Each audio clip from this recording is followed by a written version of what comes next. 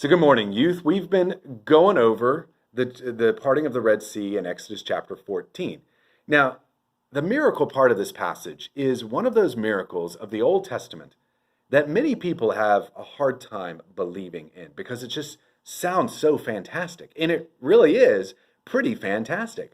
God tells Moses to raise his staff over the waters, and he will part the waters so that the Hebrew people can go through on dry land. But when the Egyptians try to go through, they get destroyed by crashing water coming back in on them. I mean, that must have been an amazing sight.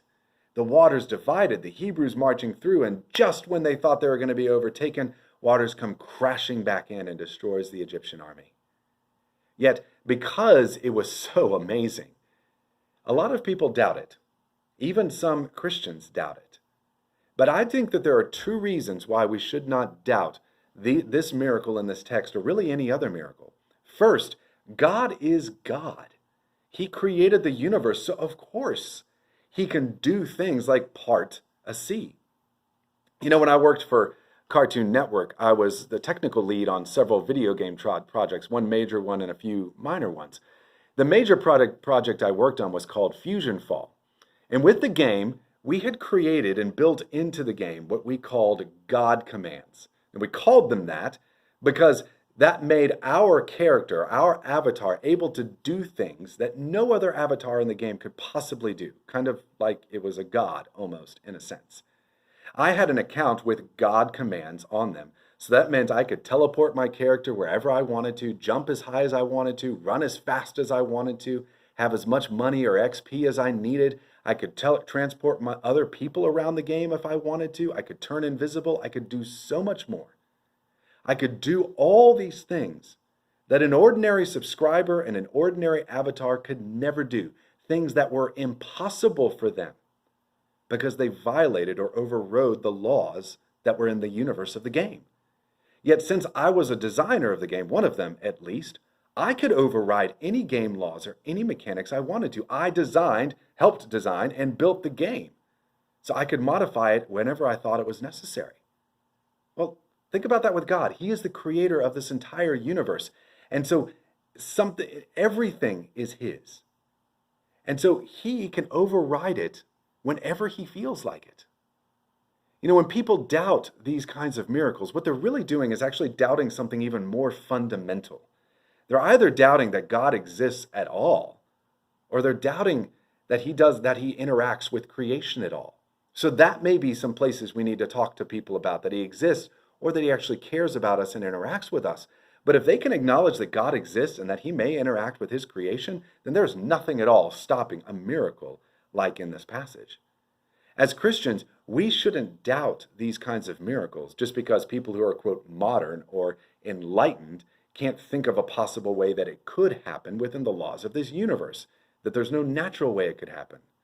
I mean, an enlightened game player might have doubted that I could make an avatar that could jump clear out of the world or run faster than any other avatar or be invisible, since they couldn't do those things themselves and there was no natural way to do it within the game. But they weren't the makers of the game, so of course they couldn't do it. The maker of the game can. The second reason that we shouldn't doubt the miracle in this story is God's pretty straightforward about how he does it. Notice what verse 21 says. Moses stretched out his hand over the sea, and the Lord drove the sea back by a strong east wind all night long, and made the sea dry land, and the waters were divided. So, have you ever had a little bit of water in a plate, and then blown on the plate, and seen how the water divides? I mean, if you blow hard enough, you can make the water divide and part in a sense and dry off the plate briefly. If you could keep that up for a long time, without taking a breath, you could divide water in a plate and dry off the plate between it.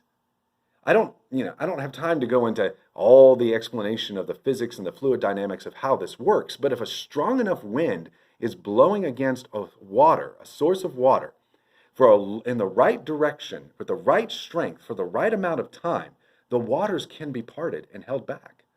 I mean, that's how God even said he did it. He sent a strong wind to blow all night long, and that divided the sea and dried the ground.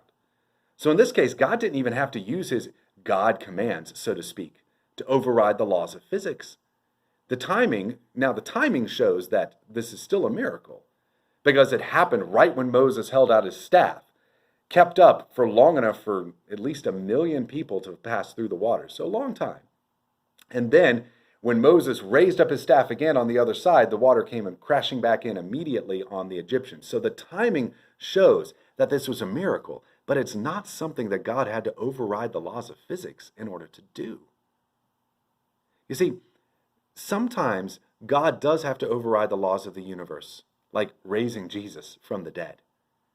Yet at the same time, that's another reason why I have no problem believing in this miracle. If Jesus died and rose again from the dead, which we can show pretty clearly from Scripture that that's the best explanation for what happened in history, then parting a sea is pretty simple for God. So you guys think about that, and I'll see you tomorrow.